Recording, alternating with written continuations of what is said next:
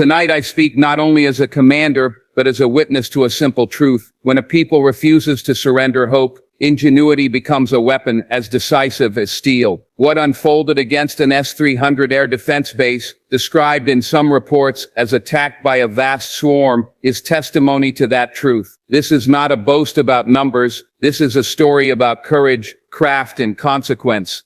Imagine the night sky torn open by the roar of 18-7 Ukrainian drones, each one a spark of defiance streaking toward a fortress once thought untouchable. In a single coordinated storm, machines built in workshops and basements brought down a $1.3 billion symbol of Russian power. That strike wasn't just an attack, it was a message: no wall of steel, no price tag, and no system can shield tyranny from the precision and will of a nation that refuses to kneel.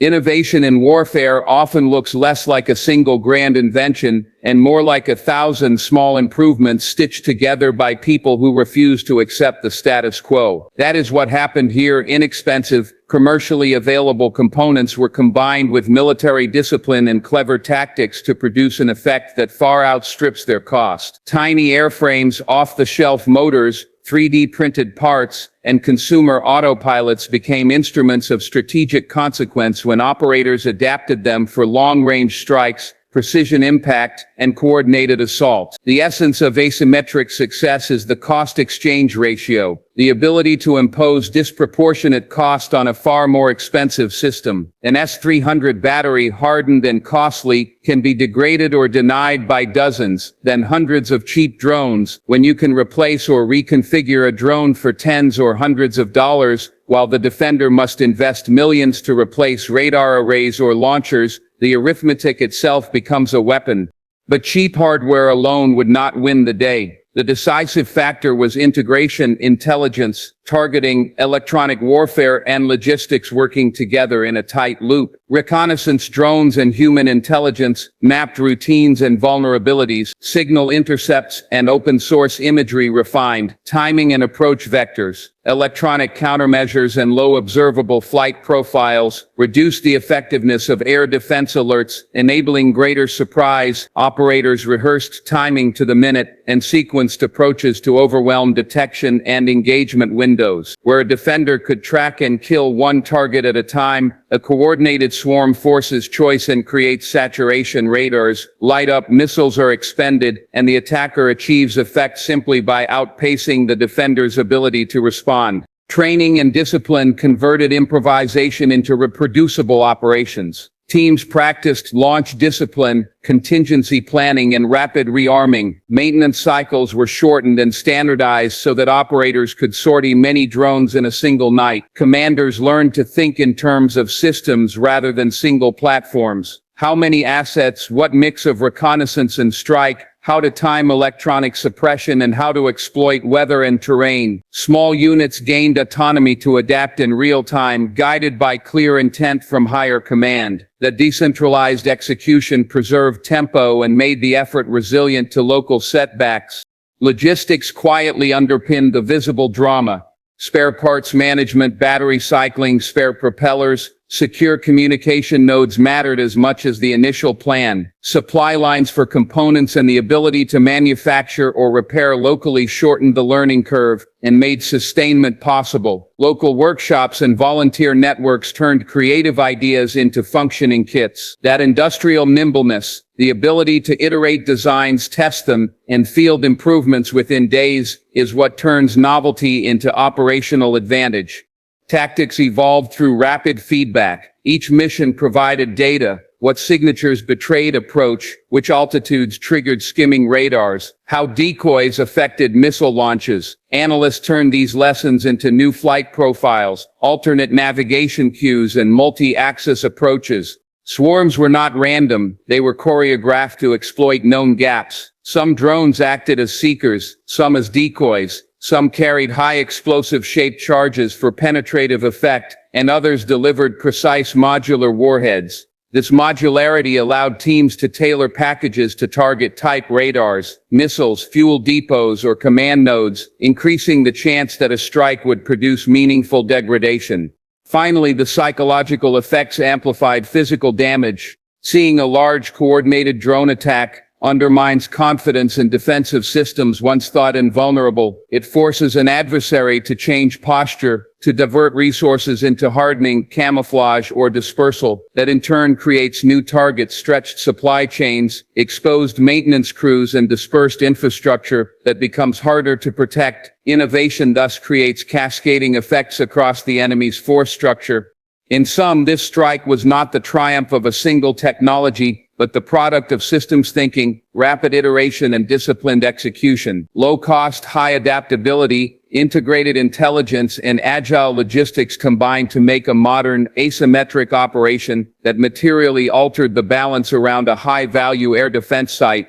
Moral restraint is the compass that keeps force from becoming lawless. In warfare, restraint is not weakness, it is discipline. When a state chooses to strike, leaders must ask not only what can be destroyed but what must be preserved. That question shapes targeting, timing, and method. It demands rigorous procedures to reduce civilian harm, clear command accountability, and constant review so that each action aligns with legal and ethical obligations. Compliance with the laws of armed conflict preserves legitimacy. Legitimacy matters because it shapes the political space after the fighting. If you win battles but lose moral authority, you will struggle to build a stable peace.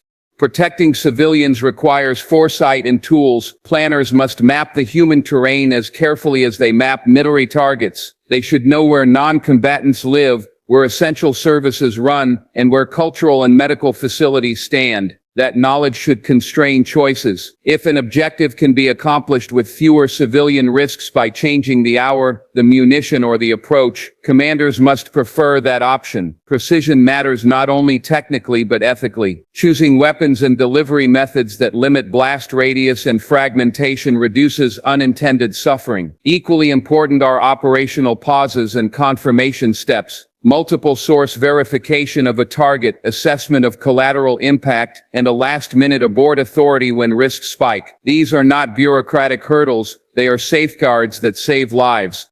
Transparency and accountability reinforce restraint. After an operation, collect and publish assessments of civilian impact. If mistakes were made, acknowledge them, investigate promptly, and take corrective measures. Public accounting demonstrates that actions were evaluated against standards. It also builds domestic and international trust.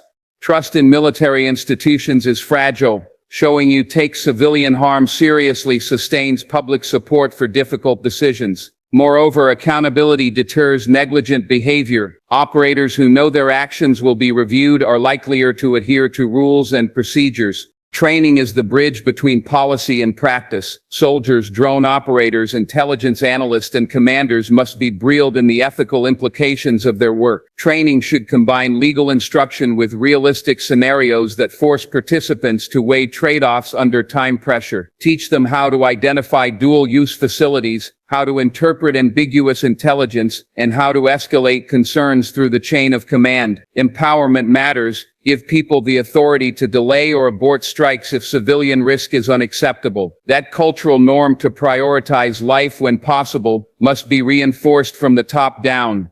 Protection also extends to post-strike responsibilities. After an attack, plan for humanitarian access, emergency medical support, and measures that prevent further civilian suffering. If infrastructure is damaged, coordinate restoration efforts quickly. Rapid repair of power, water, and medical services mitigates the secondary toll of conflict. Engaging neutral humanitarian organizations and providing them safe corridors is not an optional nicety, it is a moral obligation that reduces long-term harm and demonstrates commitment to human dignity. Information operations matter too. Communicate with affected populations when feasible. Warnings when they do not compromise this mission allow civilians to seek shelter. Clear, truthful communication reduces panic and counters misinformation that can inflame tensions. At the strategic level, emphasize restraint publicly. Frame operations in terms of necessity and proportionality. Doing so strengthens the moral narrative and makes it harder for adversaries to exploit civilian harm for propaganda. Finally, moral restraint is pragmatic. Preserving civilian life reduces the cycle of enmity that fuels insurgency, revenge attacks, and prolonged conflict. Civilians who see their protectors acting humanely are more likely to cooperate, provide intelligence, and support reconciliation. Restraint narrows the space for an enemy to claim moral equivalence. It helps ensure that military success translates into durable political gains rather than transient tactical victories. In short, restraint is a force multiplier. It saves lives, sustains legitimacy, and helps secure a post-conflict future. It requires planning, tools, training, transparency, and a culture that prizes human life even in the hardest hours. To act otherwise invites moral and strategic costs that last long after the last strike has landed. Every strike in war carries a message, and that message resonates beyond the battlefield. The destruction of a high-value target like an S-300 air defense base is not only a tactical operation, but also a statement of strategic intent. It signals capability, resolve, and the ability to impose consequences on an adversary who once believed themselves untouchable. When Ukraine executes such an attack successfully, it reshapes perceptions not only within the military sphere, but in the political and diplomatic arenas as well. It demonstrates to allies that support is paying off, and to adversaries that persistence and innovation can overcome even the most advanced systems. This strategic signaling is as important as the physical damage inflicted, because wars are fought as much in perception and morale as in geography and steel. The political purpose of such a strike is clear: to degrade the enemy's ability to launch attacks on Ukrainian cities, infrastructure, and civilians. Every radar destroyed, every launcher disabled, reduces the reach of missile systems that target homes and hospitals. By hitting these assets deep behind enemy lines, Ukraine extends its defensive perimeter forward, transforming offensive actions into protective measures. This shift turns tactical success into strategic deterrence. The more vulnerable the aggressor's infrastructure becomes, the more cautious their command grows. The calculus of risk begins to change, forcing a re-evaluation of how resources are deployed and how escalation is managed. In this way, a single operation contributes to broader strategic objectives: survival, deterrence, and negotiation from a position of strength. Internationally, the message resonates even louder. Partners and observers see in such precision strikes proof that assistance, whether in intelligence, funding, or technology, translates into concrete outcomes. This reinforces the moral argument for continued support. Nations watching from afar are reminded that defending Ukraine is not an open-ended drain, but an investment that yields tangible results. The weakening of aggression, the protection of civilians, and the preservation of global norms against unprovoked invasion. At the same time, the strike shows other small nations that courage, adaptability, and partnership can offset asymmetry in raw power. That is geopolitical value far beyond one war. It reaffirms the viability of collective defense and the importance of standing against coercion. Domestically, the strategic message strengthens unity. Citizens under constant bombardment draw hope from visible proof that their defenders are not powerless. Each successful strike tells the population that justice, though delayed, is not denied. It keeps morale high and sustains public resilience through long months of hardship. This psychological component cannot be overstated. In modern war, endurance is as vital as weaponry. The knowledge that aggression can be punished, that even fortified targets are vulnerable, fuels the determination of ordinary people to keep resisting and supporting the war effort. It also signals to the armed forces themselves that their sacrifice yields measurable results, that courage and precision are making history, not just headlines. On the diplomatic stage, strategic signaling helps shape negotiations. Peace, when it comes, will not emerge from weakness but from parity. Demonstrating the ability to reach and disable billion-dollar defense systems forces the aggressor to consider the costs of continued escalation. It strengthens Ukraine's voice in any talks about territory, reparations, or security guarantees. It also reassures partners that Ukraine is not merely enduring but actively shaping the battlefield in ways that make eventual settlement possible. Effective military communication emphasizing lawful conduct, precision, and restraint ensures that this message is received as responsible strength rather than reckless provocation. In sum, strategic messaging transforms battlefield outcomes into political capital. It tells allies that support is justified, adversaries that their dominance is crumbling, citizens that perseverance matters, and the world that freedom still fights back. The destruction of a costly air defense system is thus more than a tactical blow. It is a declaration of resilience and purpose. It reminds everyone watching that wars are not only about weapons but about will, the will to endure, to adapt, and to stand for principles that outlast any missile or drone.